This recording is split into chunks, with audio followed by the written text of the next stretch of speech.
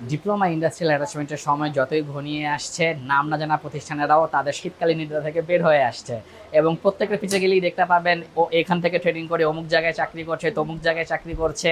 শিয়াল পণ্ডিত যেমন একই মুরগির বাচ্চা বারবার দেখাচ্ছিল, তেমনি একই স্টুডেন্টকে বারবার দেখিয়ে শিক্ষার্থীদের বিভ্রান্ত করার চেষ্টা করছে বিভিন্ন প্রতিষ্ঠান।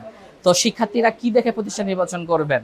কয়জনকে তারা চাকরি দিয়েছে, কয়জনের বিয়ে শাদীর ব্যবস্থা করে দিয়েছে, সেই সমস্ত বিষয় দেখে, নাকি রানিং শিক্ষার্থীদের কিভাবে ট্রেনিং দেওয়া হচ্ছে, কিভাবে পিএলসির কাজ শেখানো হচ্ছে, বিএসসি ইঞ্জিনিয়ারদের, ডিপ্লোমা ইঞ্জিনিয়ারদের, চাকরিজীবীদের, সেই সমস্ত বিষয় থেকে আপনারা প্রতিষ্ঠান নির্বাচন করবেন। আমরা বলে রাখি, আমরা বছরের 12 মাসে একটি ট্রেনিং প্রতিষ্ঠান, শুধু অ্যাটাচমেন্টের সময় আমরা জেগে উঠি না।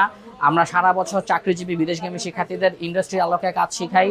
আমাদের নিজস্ব সেল সার্ভিস রিপেয়ার টিম রয়েছে। আমরা ইন্ডাস্ট্রিতে গিয়ে পিএলসি প্রোগ্রাম করি, সেল করি, কানেকশন দিই, ট্রাবল শুট করি এবং ব্যক্তিগত ট্রেনার দিয়ে, ব্যক্তিগত মালামাল দিয়ে শিক্ষার্থীদের সারা বছর পিএলসির কাজ শিখিয়ে থাকি।